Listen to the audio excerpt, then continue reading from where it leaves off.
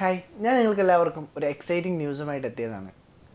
നമ്മളുടെ most bet ജനുവരി 26 republic ദിനത്തിൽ അത്ഭുതകരമായ ഒരു സമ്മാനം സംഘടിപ്പിക്കുന്നു. നിങ്ങൾക്ക് 15 ലക്ഷം രൂപയും ഒരു ഐഫോണും സമ്മാനമായി നേടാനുള്ള സുവർണാവസരം. ഏവിയേറ്റർ, അന്തർബാഹർ, പോക്കർ, ബ്ലാക്ക് ജാക്ക് തുടങ്ങിയ ആവേശകരമായ ഗെയിമുകളുടെ ഒരു വിപുലമായ ശ്രേണി തന്നെയാണ് മോസ്റ്റ് ബെറ്റ് നിങ്ങൾക്കായി ഒരുക്കുന്നത്. അതുമാത്രമല്ല, അടിപൊളി ഗ്രാഫിക്സും ആ ഒരു ഗെയിമിംഗ് എക്സ്പീരിയൻസും മോസ്റ്റ് ബെറ്റ് നിങ്ങൾക്ക് വാഗ്ദാനം ചെയ്യുന്നു.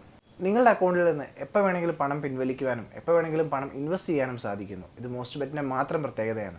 24/7 കസ്റ്റമർ സർവീസ് മോസ്റ്റ് ബെറ്റിൽ എപ്പോഴും നമ്മൾക്കായിട്ട് അവൈലബിൾ ആണ്. ഞാനിതിൽ ചേർന്ന് നോക്കി, നിങ്ങളൊന്ന് ചേർന്ന് നോക്കൂ. നമ്മുടെ സബ്സ്ക്രൈബേഴ്സിനായിട്ടുള്ള പ്രോമോ കോഡ് ഞാൻ എൻ്റെ വീഡിയോയിൽ കൊടുത്തിട്ടുണ്ട്. മോസ്റ്റ് ബെറ്റിൽ വാട്സപ്പിലൂടെ നിങ്ങൾക്ക് വേഗം ജോയിൻ ചെയ്യാൻ സാധിക്കുന്നതാണ്. അപ്പോൾ വേഗം തന്നെ ജോയിൻ ചെയ്യൂ. 15 ലക്ഷം രൂപയും ഐഫോണും നേടാനുള്ള സുവർണാവസരം മിസ് ചെയ്യാതിരിക്കും. മറക്കണ്ട, നമ്മുടെ വീഡിയോയിൽ ലിങ്കിൽ ക്ലിക്ക് ചെയ്തിട്ട് മോസ്റ്റ് ബെറ്റിൽ ജോയിൻ ചെയ്ത് റിവാർഡുകൾ സ്വന്തമാക്കും.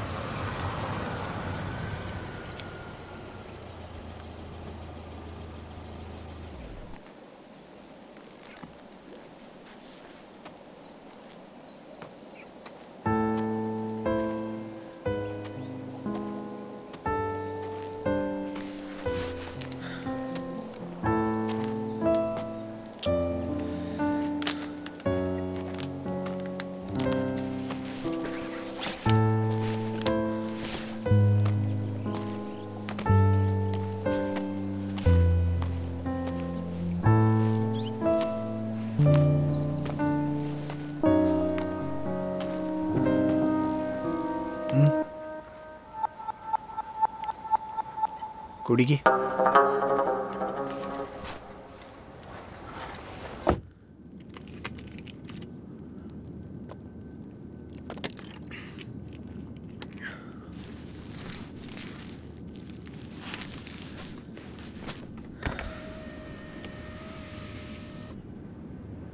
ആ മയിലിന് എന്താണ് എന്നോട് അത്ര ചുറിച്ചില്?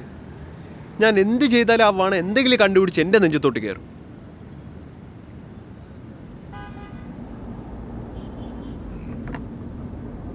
നീ എന്നേ ആ MD മുന്നിൽ ഷൈൻ ചെയ്തത് അയാൾക്ക് തീരെ ഇഷ്ടപ്പെട്ടിട്ടില്ല. എടാ, അതിന് അങ്ങേരെ ബാധിക്കുന്ന കാര്യമൊന്നും അല്ലല്ലോ ഇത്. എൻ്റെ പൊന്നു മോനെ, ഈ സുപ്പീരിയേഴ്സിന് ഈഗോ തോന്നാനേ അത്രയും വലിയ കാര്യങ്ങളൊന്നും വേണ്ട. നീ ആ സീറ്റ് ബെൽറ്റ് ഇട്ടേ, ക്ലാസ് അടയ്ക്കുന്നുണ്ട്, AC ഇടാം.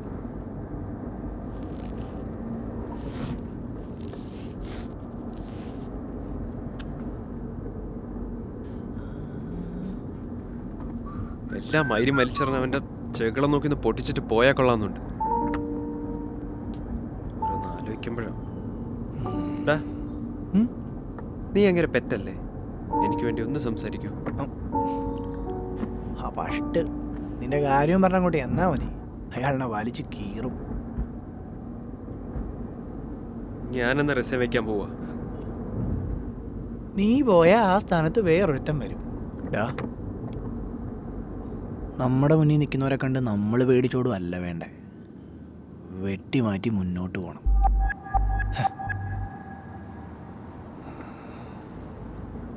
അതിനിപ്പം ഞാൻ എന്ത് ചെയ്യും? നീ ഒരു കാര്യം ചെയ്. നമ്മുടെ കമ്പനിയുടെ കംപ്ലയിൻറ്റ് ബോക്സിലെ വ്യത്യസ്ത കൈപ്പടയിൽ എഴുതിയ ഒരു 15 കംപ്ലയിൻറ്റ് ലെറ്റേഴ്സ് അയാൾക്കെതിരെ നീ പോസ്റ്റ് ചെയ്യും. അതിൽ 4 സെയിം റീസൺ ആയിരിക്കണം.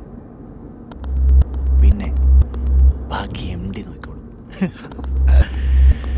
എടാ, അത് നൈസാണല്ലോ. സീനാവോ? ഒരു സീനും ആവത്തില്ല. നീ അങ്ങനെയാണല്ലേ രവികുമാർ സാറിനെ പുറത്താക്കിയത്? എന്തടാ? ഏയ് കുഴപ്പമൊന്നുമില്ലടാ. ബാക്ക് ടയറിനൊരു പൊളച്ചിലുള്ള പോലെ. ഓ,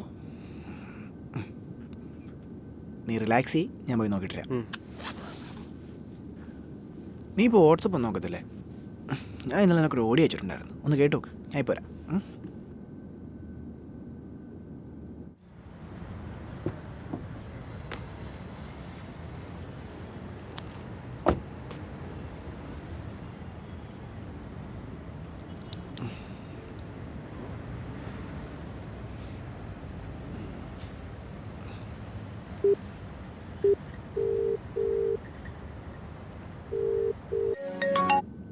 ഹലോ. Hello sir. അവൻ അമ്പിനും വില്ലിനും എടുക്കുന്ന ലക്ഷണമില്ല. ഞാനിപ്പം വളരെ പ്രധാനപ്പെട്ട ഒരു ഇൻഫർമേഷൻ പാസ് ചെയ്യാനാണ് വിളിച്ചത്. പറയടോ. നാളെ നമ്മുടെ കമ്പനിയുടെ കംപ്ലയിൻറ്റ് ബോക്സിൽ 15 വ്യത്യസ്ത കൈപ്പടയിൽ എഴുതിയ സാറിനെതിരെയുള്ള കംപ്ലയിൻറ്റ് ലെറ്റേഴ്സ് അവൻ പോസ്റ്റ് ചെയ്യും.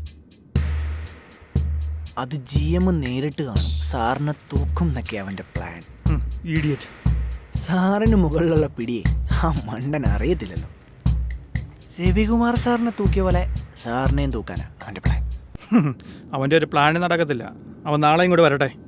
പിന്നെ സാർ, വളരെ മോശമായ രീതിയിലാണ് സാറിനെ എപ്പോഴും അഭിസംബോധന ചെയ്യാറ്. ലൈക്ക് വാണം, മൈരൻ, കഴിവുകെട്ടവൻ, പെടുവാണം, ഇങ്ങനെ കേട്ടാൽ അറയ്ക്കുന്ന രീതിയിൽ.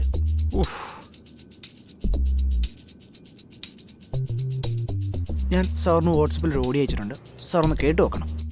എന്നാലും അവൻ എന്തിനാടാ എന്നോട് ഇത്ര ദേഷ്യം? സാറിന് ഇതുവരെ അത് മനസ്സിലായില്ലേ? സാറിനറിയാലോ, സാറ് മാറിയാൽ അടുത്ത ചാർ ഞാനോ അവനോ ഒക്കെ ആയിരിക്കും. എന്തായാലും സാറുമായിട്ടുള്ളൊരു ബന്ധം വെച്ചിട്ട് ഞാൻ അത്രയ്ക്കൊന്നും പോത്തില്ലെന്ന് അവന് നന്നായിട്ടറിയാം. എനിക്ക് തോന്നിയായിരുന്നു. എൻ്റെ ഡിപ്പാർട്ട്മെൻറ്റ് എന്നിട്ട് എനിക്കിട്ട് തന്നെ പണിയാനുള്ള പരിപാടിയാണല്ലേ? Sir, be careful. ഓക്കെ. എടാ, വണ്ടിയുടെ കാര്യത്തിൽ നീ മേടിച്ച ഫണ്ടേ അതെങ്ങനെയെങ്കിലും ഒന്ന് അറേഞ്ച് ചെയ്ത് തരണം. കാരണം ഞാനും മൊത്തത്തിൽ പെട്ട് നിൽക്കുക. നിനക്കറിയാലോ, ഞാൻ മൊത്തത്തിൽ ഇപ്പം ട്രാപ്പാ. ഓഫീസിൽ നിന്ന ശമ്പളം കൊണ്ടൊന്നും ആവുന്നില്ല. അത് ഇത്രയും പെട്ടെന്ന് എങ്ങനെയും സെറ്റ് ചെയ്യണം. നേരിട്ട് വയ്ക്കാനുള്ള ബുദ്ധിമുട്ട് കൊണ്ടാണ് ഞാനിങ്ങനെ മെസ്സേജ് അയച്ചാൽ കേട്ടോ. ഓക്കെ. അജ്മൽ, താൻ എന്തായാലും വൈകിട്ട് എൻ്റെ കൂടെ ഒന്ന് വാ. ഫംഗ്ഷന് ജീമും ഉണ്ടാവും. കോൺടാക്ട് ചെയ്തായാലും തനിക്ക് ഗുണം ചെയ്യും. Thank you. തീർച്ചയായിട്ടും വരാം സാർ. ഒരു 7 പോരെ കേട്ടോ. Thank you so much sir. Okay, ശരി, ബൈ. ഓക്കെ, ശരി. ഓ, എന്ത് നല്ല മനുഷ്യനാ, നല്ലവൻ.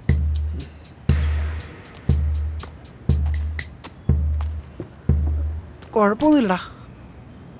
അതിനിടയ്ക്ക് അമ്മ വിളിച്ചായിരുന്നു. നീ എന്താ പിന്നെ ഡെസ്പായിട്ടിരിക്കുന്നേ? എടാ, വണ്ടിയുടെ കാര്യം എനിക്ക് ആഗ്രഹമില്ലാഞ്ഞിട്ടല്ലടാ. ഓ, പൈസ അങ്ങോട്ട് സെറ്റാവുന്നില്ല. എന്നെ കൊണ്ട് നടക്കുമെന്ന് തോന്നുന്നില്ലടാ. എനിക്കാണെങ്കിൽ കാശിനുള്ള അത്യാവശ്യം ഉണ്ടായിരുന്നടാ. ഇനിയിപ്പോൾ എന്നാ ചെയ്യുന്നേ? എടാ, ഞാനൊരു ഐഡിയ പറയട്ടെ. നീ തൽക്കാലം വണ്ടി എൻ്റെ പേരിലോടൊന്ന് മാറ്റിത്താ. എടാ, നീ പറയുന്ന മൊത്തം കേക്ക്. ഞാനിത് റീഫിനാൻസ് ചെയ്യാം. എന്നിട്ടൊരു 1.5 ലക്ഷം രൂപയും കൂടെ തരാം. തരാനുള്ള 3 നീ തരണ്ട. കാശിന് നല്ല അത്യാവശ്യമുള്ള സമയമല്ലേ. നീ ആലോചിച്ചിട്ട് പറഞ്ഞാൽ മതി.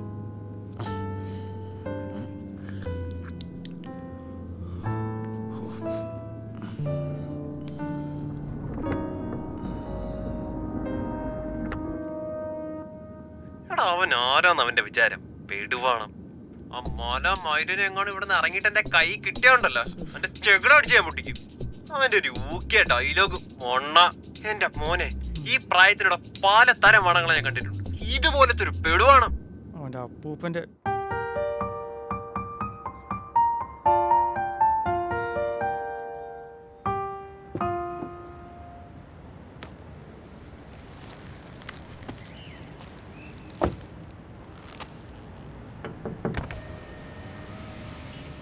എടാ, വണ്ടി നിന്റെ പേരിലോട്ട് മാറ്റാനുള്ളതൊക്കെ ചെയ്തു. ഒരുപാട് ആഗ്രഹിച്ച് മേടിച്ചതാ. യോഗം കൂടി വേണ്ടേ? അളിയാ, എനിക്കൊരു നിവൃത്തിയില്ലാഞ്ഞിട്ടാടാ. അറിയാടാ.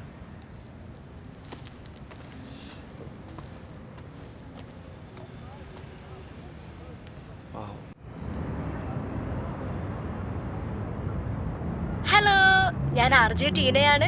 ഇപ്പോൾ സമയം 4 മണി കഴിഞ്ഞ് 55 മിനിറ്റ്. പതിവ് പോലെ തന്നെ നമ്മുടെ കടവന്ത്ര വൈറ്റ്ല ജംഗ്ഷനിൽ നല്ല ബ്ലോക്കാണ്.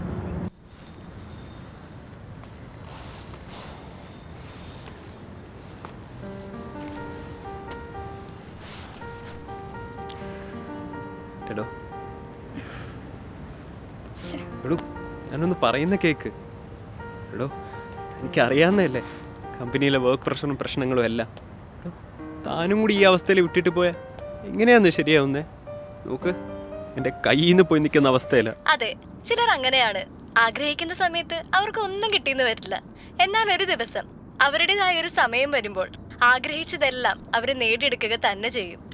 അങ്ങനെ ഒരാളെയാണ് ഇന്ന് നമ്മൾ പരിചയപ്പെടാൻ പോകുന്നത്. അതിനു മുമ്പ് നമുക്കൊരു പാട്ട് കേട്ടിട്ട് വന്നാലോ? ഞാൻ ഒന്ന് പറയുന്നേക്ക്. എടോ ഇതിലിതൊക്കെ സാധാരണമല്ലേ, താനൊന്ന് മനസ്സിലാക്ക്. നമുക്ക് രണ്ടുപേർക്കും കൂടി വേണ്ടിയിട്ടല്ലേ പറയുന്നത്. പ്ലീസ് എടോ, തനിക്ക് എൻ്റെ വീട്ടിലെ കാര്യങ്ങളൊക്കെ അറിയാവുന്നതല്ലേ, ഒരു പ്രാവശ്യം കൂടി തനിക്ക് എന്നോടൊന്ന് ക്ഷമിച്ചൂടെ? അതെ, എൻ്റെ സൈഡിൽ നിന്ന് ഒരിക്കലും ഇനി ഇങ്ങനെയൊന്നും ഉണ്ടാവത്തില്ല. രേഖ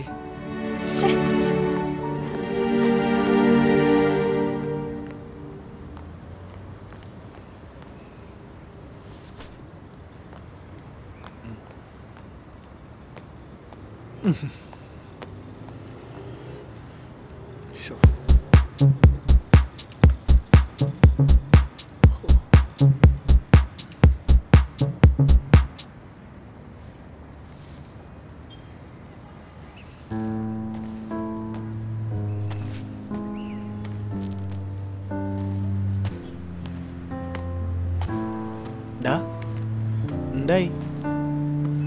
ഒരു രക്ഷയില്ലടാ. പോട്ടറാ, വിട്ടുകളാ.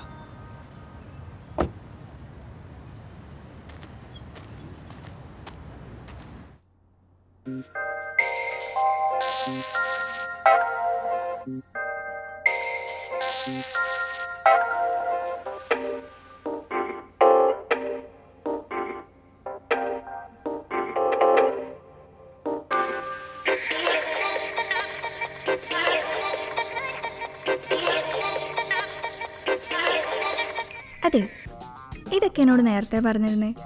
എന്തായിരുന്നു പ്രശ്നം? ഇങ്ങനെ പറയാനുള്ള മനസ്സിൽ വെക്കുന്നത് അത്ര നല്ല സ്വഭാവമല്ല കേട്ടോ. എന്തേ, ക്ഷീണിച്ചോ?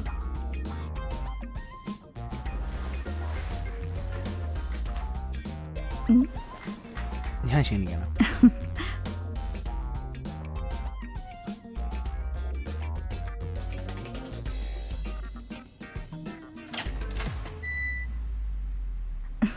Love you.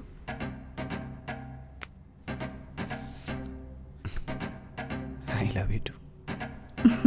പോടാ. നീ എന്തിനാ മണ്ണൻ്റെ കൂടെ നടന്ന് ഇത്രയും നാളും വേസ്റ്റ് ചെയ്തേ? അത് തന്നെ ഞാനും ആലോചിക്കുന്നത്.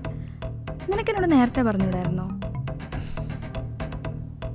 പണ്ടേ എനിക്ക് നിന്നോട് ഇഷ്ടം മാത്രമേ ഉള്ളായിരുന്നു, കോൺഫിഡൻസ് ഇല്ലായിരുന്നു. ഇപ്പോഴാണ് കോൺഫിഡൻസ് വന്നേ.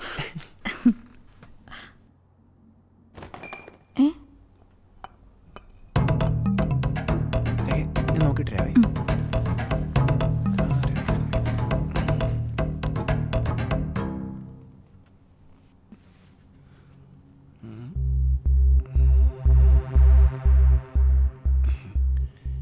നീയെ പോന്ന്?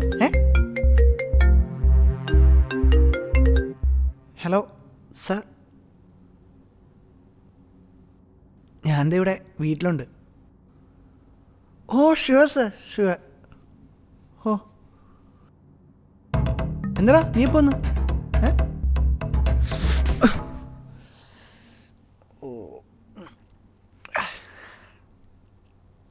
ഏകേ ആ എടോ 2 ചായ എടുക്കുമോ? ആ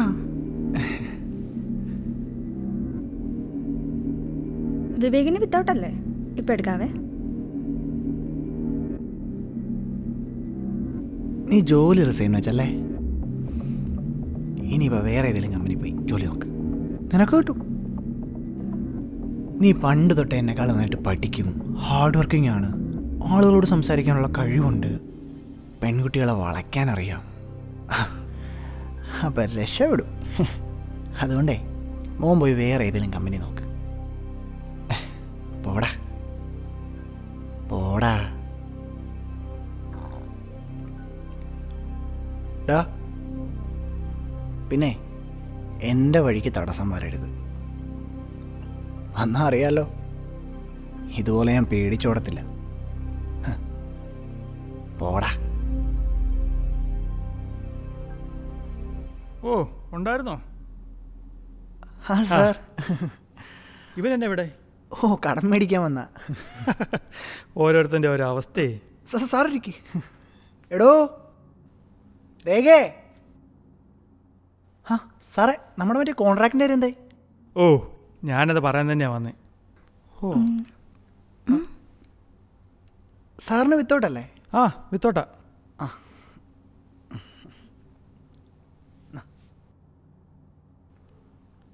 സാർ, ഇത് രേഖ. ആ എൻ്റെ ലൈഫ് പാർട്ണറാണ്. അജു മാരീഡ് ആയിരുന്നോ? ഓ മാരീഡ് അല്ല, ഉടനെ മാരീഡ് ആവും. ഓ നൈസ് നൈസ്. എടോ എനിക്ക് തൻ്റെ ഒരു ഹെൽപ്പ് വേണം.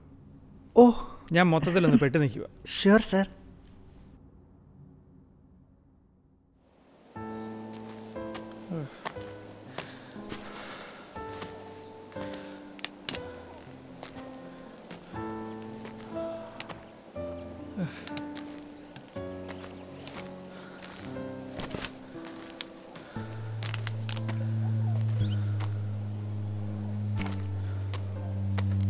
സാറേ വെള്ളം.